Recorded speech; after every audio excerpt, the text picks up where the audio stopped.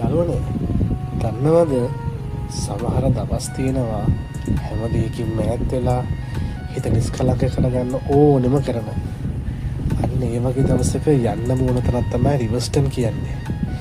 ඉතින් ශ්‍රී ලංකාවේ සුන්දර පරිසර පද්ධතියක් වෙන නකල්ස් වක්සතයට මායමුළු මේ කඳුමුදුට ලං වෙද්දී ඔයාට දැනේ ඔයා වලාකුළු උඩින් ඇවිදිනවා වගේ හැඟීමක්. ඉතින් වටපිටා පොළ පාටින් පිරුණු නිශ්ශබ්දතාවයේ රචන මේ පරිසරය ඔයාගේ හිතේ තියෙන හැම මහන්සියක්ම තප්පරකින් නිවලා දාවි කියලා අනිවාර්යෙන් මට විශ්වාසයි.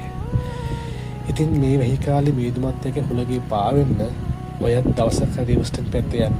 ජීවිතේ අමතක නොවන මතකයක් එකතු කරගන්න.